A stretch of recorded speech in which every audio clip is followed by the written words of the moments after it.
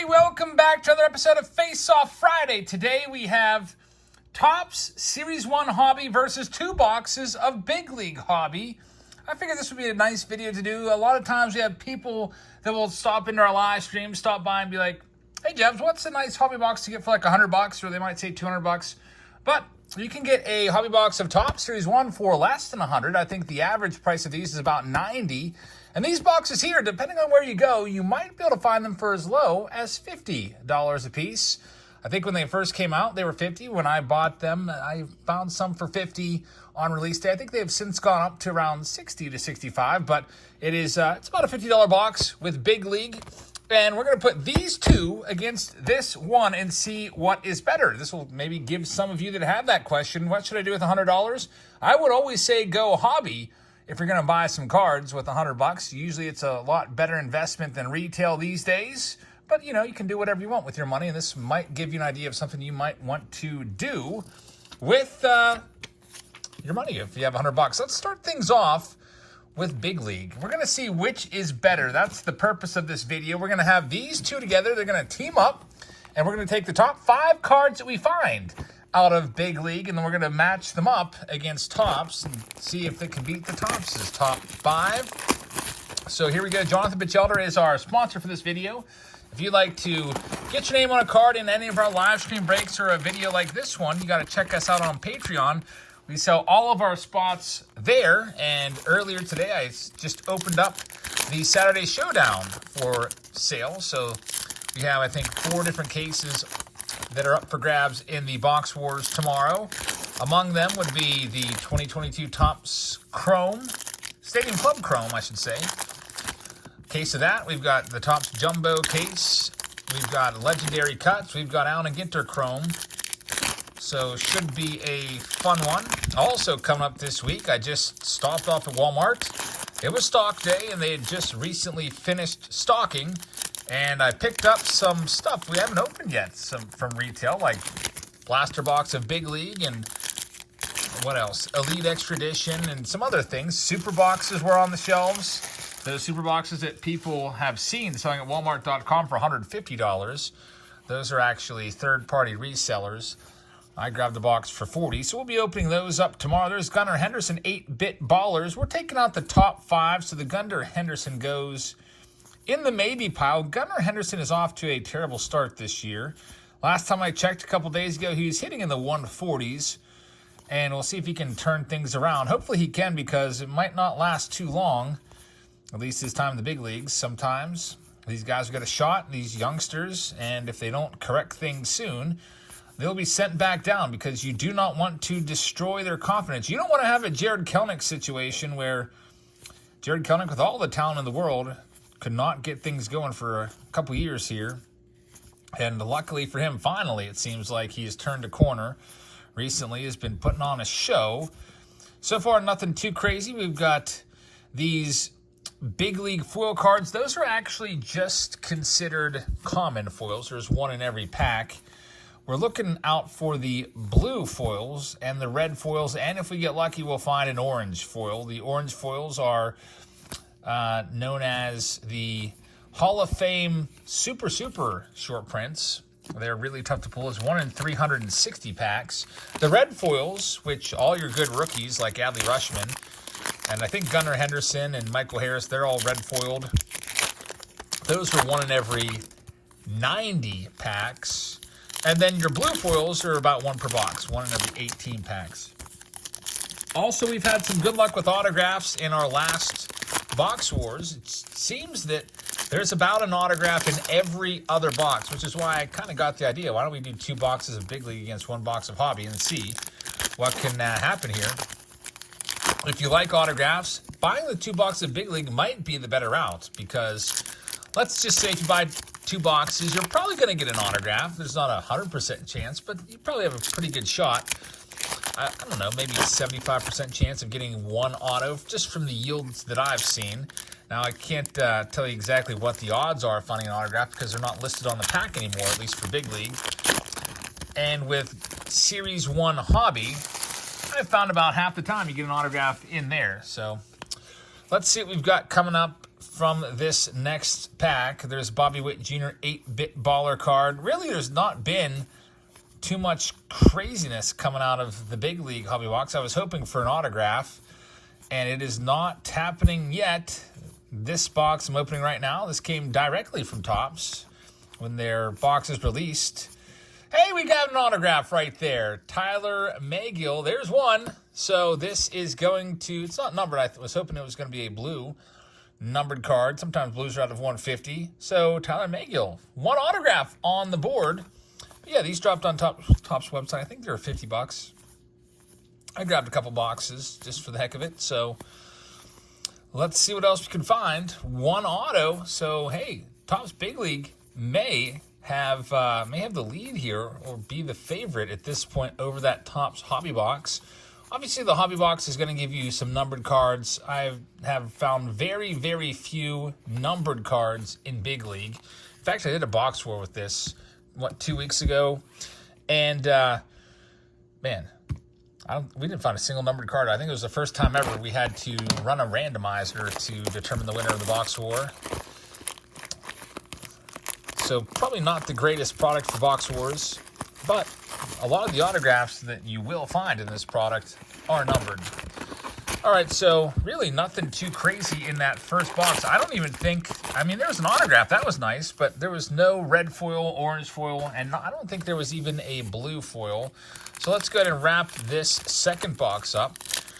By the way, there's 18 packs per box, which actually equals the output of the old hobby boxes. Remember back in the day when a box of cards was 36 packs? That was always the standard when I was growing up, 36 packs. My dad told us a story, by the way, this weekend on Easter Sunday. He said he once found $1 laying in the street, and he looked around all like nervously. He was like, should I even pick that up? Because $1 back then in the 50s was probably the equivalent of like $50 today. So he picked it up, and he told us that he bought an entire box of cards. He said back then, the cards were 5 cents a pack, and there was 20 packs in a wax box. And he just took that $1, went down to the store, and bought an entire wax box of, he didn't remember the year, it's probably like 59 TOPPS or 60 TOPPS. Can you imagine what that box would be worth right now if it was sealed? I don't even think boxes of those exist anymore. Maybe somewhere it's in somebody's attic from 60-some years ago and has not been touched. But I don't think I've ever seen an unopened box of anything from the 60s, really.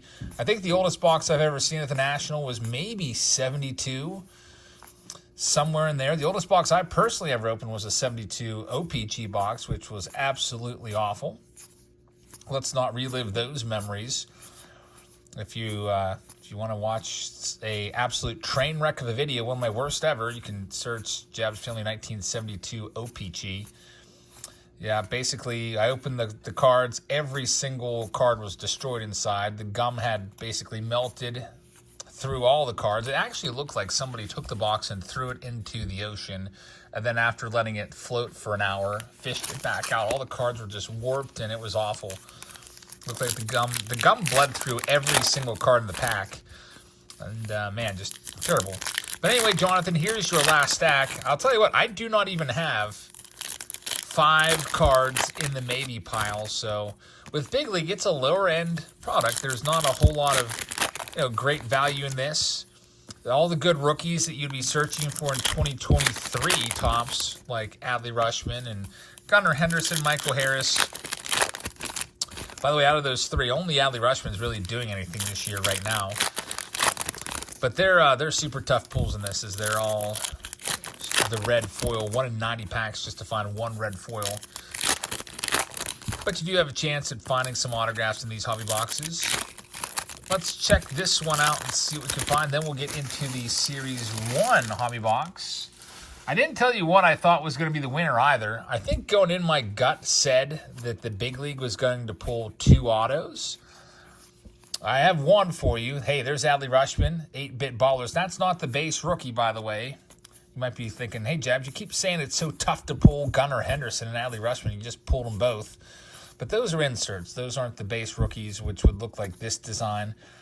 They'll have that red foil around them. We haven't even found any but the regular common foils. There's Juan Soto. Spencer Torkelson foil. I'll just put that in my stack just in case I need a 5th card, even though it's not even a rookie card anymore. All right, there's Miguel Vargas. Well, I'd probably rather have that one than Spencer Torkelson in my stack. Hey, we got one. Very nice. Yordan Alvarez. It is our first, I guess, will we consider that rare? The blue? It's 1 in every 18 packs. It's basically a box hit. Yordan Alvarez right there. That's probably gonna occupy the number 2 spot in the lineup. And look at this. Maybe not. Wander Franco's nice. We have a rare red. All right, there we go. Justin Verlander. So what they do is they take some of the bigger names and they put them super short printed with that red foil. They're not numbered, but they are tough to find. Finding these are 1 in every 90 packs. And Justin Verlander is a very, very good card. I'm not sure what that goes for. That might actually be worth more than a Tyler Megill autograph, believe it or not. I would not be surprised if it is. So there we go. That's the big league box. Couple nice cards in there for Jonathan. If I was laying these out to tell you what the best cards were, I can't really find myself, even though that might be worth more, I can't put the Justin Verlander in first place. I'm going to go ahead and put it in second place. It's an unnumbered red. I'm going to put Tyler Megill first. I'll put Yordan Alvarez third. These are my top picks. I'll put Adley Rutschman number 4. And I'm going to put, do I do the Gunnar Henderson or the Miguel Vargas foil card? That's kind of tough. I'm going to go with Vargas just because it is a parallel, and he's a pretty decent rookie. All right, so there's my top 5 for Big League. Let's see what the Hobby Box of Series 1 has in store for Jonathan. Let's see if it's any better. Again, these are just, it was $100 worth of Big League right there. Did we get $100 back in value? It all depends on what that Verlander goes for. My instinct says it might be a little bit short. And now we're going to the Hobby Box of TOPPS. With the Hobby Box, you get that silver pack, which is always a nice, kind of like a lifeline pack. Gives you a shot at finding an auto, which we just did a big video with the silver packs. We opened a whole bunch of them. It was a grand total of, I'll go ahead and move this up a little bit. Oh, what was it? 100 packs found. Did we have 5? I think we had 5 autos in there. About 1 in every 20 of those has an auto. So here we go with the 2023 Series 1. Some of you might be a little tired of Series 1, but Series 2 just around the corner. It's going to be probably about 2 months away now. Series 2 typically releases about the second week in June. I haven't really looked ahead to see if we're on pace for that. I would hope so, but we'll find out. All right, here we go. Let's do. We'll do one more. We'll do a nice big stack to get us started with this, and I'll take out the top cards as we go along. We'll likely have a numbered card or 2, I would hope, as looks like this is going to be one of those boxes where all the cards are going every which way. You know I love those boxes. Hunter Brown is a nice one. Yeah, that's exactly what this, man, actually, just kidding, I hate those boxes. It's like the 1991 Upper Deck was one of my least favorite, 90 Upper Deck as well, one of my least favorite to go back. Like, I don't ever want to do another Throwback Thursday of those because they're just so tough to sort through. It's almost like a troll job where every other card is flipped upside down, almost like they did it on purpose. At least with these, it's, you know, it's a little stack of 5 here, a stack of 5 there. So far, nothing too crazy. I picked out Riley Green and put that in the maybe pile along with Hunter Brown. But no parallels or numbered cards yet. By the way, I was watching a little bit of baseball. Looks like the Rays are about ready to lose their winning streak. Last time I checked, it was 6-1 Blue Jays. And by the way, I picked the Blue Jays to win the World Series this year, so that's a nice feather in their cap, beating a team that's undefeated. There's Brandon Lau. That's going to be a nice foil card. That's our first parallel of the day, at least in the big league, not big league, but the TOPPS box. And really didn't find much of anything in there whatsoever. I guess there's still another little stack here. No autograph, no relic yet, and none of the big rookies in this. Just a whole bunch of base cards. There's Mike Schmidt, 1988 Topps. It's a cool-looking card. Brett Beatty is a good one. Most people would put him in their top 10 for sure. So we'll take that one out. Maybe that makes the top 5 if we can't find much else in here. Still waiting for these to show up on the shelves at Big Lots. Check Big Lots every now and then. Have not seen them there yet. And let's see what else we have. I don't know if there's going to be any more kind of offerings of Series 1. I'm kind of curious if they're going to try Topps Tins again. Remember Topps Tins from last year and the year before? Did they do it last year? Maybe they didn't do it last year. Topps Tins, they did it a couple years, I think. Now, come to think of it, I don't think they did it last year. It's kind of always a popular product. Just trying different things, I guess. We've got the Monster Box, which they did the Monster Boxes last year, too. They were Target exclusive, I think. But the Super Box is a really popular one right now. Like I said, I picked one of those up at Walmart. We'll have that in the video for you tomorrow. And then Sunday's video, if you're wondering what's coming up down the road. On Sunday, we're going to go back to 07, Signature Sunday. We're going to do an autograph heavy release. 07 Upper Deck Signature Sweet Spot with a whole bunch of autographs in there. So that one should be fun. I've never opened that product before, so looking forward to it. Let's go ahead and we'll split the stack and see what we can find in here. Eduardo Escobar starts it off. Christopher Morel is a nice one. O'Neal Cruz. Hey, there's Adley Rutschman. Pete Alonso with all those home runs to start the year is another decent one. Adley Rutschman has pretty much cemented himself as the #1 rookie from this class. There was some debate when this release first came out back in mid-February. What was it, February 15th, I think? And there's a lot of debate. Who's the #1 rookie? Is it Adley Rutschman? Is it Michael Harris? Or is it Gunnar Henderson? All had the resume. Adley Rutschman, former #1 overall pick in the nation, had a great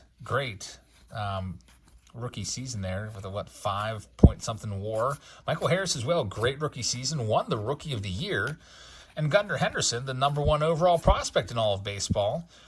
So all had, their claim to fame there, but I said Adley Rutschman was my #1 rookie, and he has proven me right, as Michael Harris has gotten off to a slow start and had a back injury. I think he's still on the injured list. His cards are starting to go down as people a little bit skittish of a back injury. Saw what happened with Trout when his back injury was made public. His cards tanked a bit. And then Gunnar Henderson, like I said earlier in this video, has been hitting about 140-something. That could change, though. He'd go 4 for 4, and that average will zoom up. Hey, there's another Adley Rutschman. Okay, so Topps is bringing it right now with the Adley Rutschmans. 2 of those. However, unless there's a decent auto or a nice numbered card, I don't think this is going to beat Big League. There's Vladdy right there. He's off to a great start, hitting over 400. Bryson to start off to a great start as well. We've got a home run challenge card of Carlos Correa. And still no autograph or relic in here. That's probably going to be the deciding factor. If it's some bum relic worth about $2, probably it's going to be Big League. But if it's a nice auto, and there are some nice autos in this product, then I think that's going to sway me for Topps. Right now, I still have Big League in the lead in this Face-Off Friday. Here's a J-Rod with the Mariners team card. It's out of $4.99. That's a decent card. It's probably going to make the top of my list. We'll see. All right, so we only have one little stack of cards left. It's these packs up here. I'll go ahead and bring these back in play. Should be an autograph or relic in there, I would imagine. Let's hope so. Every now and then, usually Topps is pretty good with this, but every now and then there will be a missing hit, and it's always really, really disappointing when that happens. But like I said, that is pretty rare. I would expect there to be a hit in here for Jonathan as we wrap this Face-Off Friday up.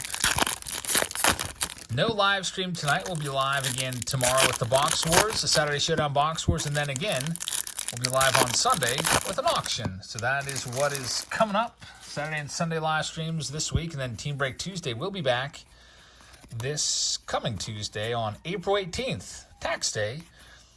All right, here we go. Gunnar Henderson's in there, so that's pretty decent. Getting probably, I would say, the #3 best rookie if I was ranking them. Michael Harris, I'll give him a little bit of a pass because of the back injury for his slow start. There's J-Rod. I checked his batting average the other day. It was 250 something. Gotta keep an eye on him. We've got Ke'Bryan Hayes, one of the worst players in baseball, in my opinion, at least at the dish. I watched him roll over a pitch like 3 times and just ground out weakly to second base at the game I went to last week, and then he struck out the other time. He has just not been able to do it at the plate. I checked his batting average today. He's hitting 132. There's Mike Trout. Still one of the best. We've got Michael Harris in there. So we did get all 3 of the nice rookies, and there's going to be an icy red coming up as well, which will be numbered out of 199.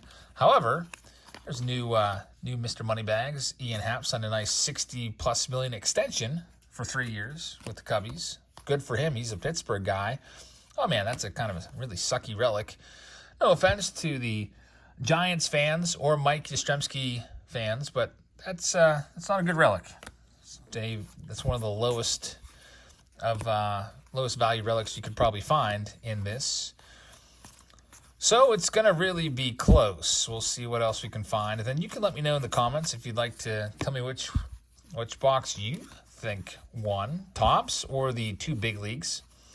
Again, it's 2 big leagues because basically 2 big leagues equals 1 box of Topps. There's Corey Seager red out of 199.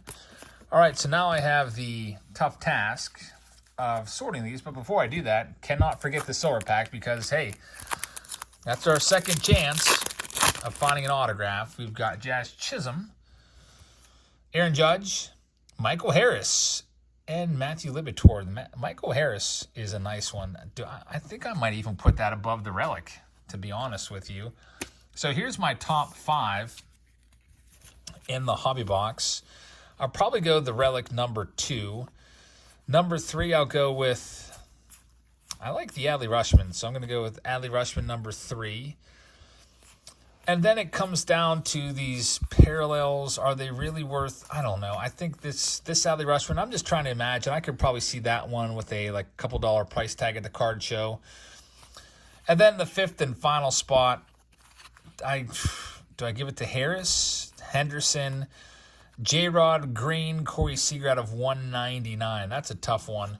That's real tough. They're all kind of right in the same ballpark. I'm going to go ahead and put Corey Seager down because it's out of 199. All right, so overall, when we take a look at these, which box ended up being better in your opinion?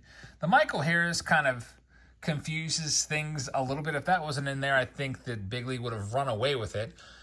I'm still going to say, in my opinion, I would take the Big League row over the Topps row. So if you had this, the way I always think about this, if somebody offered me, hey, I've got some cards I'd like to give away, would you like these or these? Go ahead and pick one.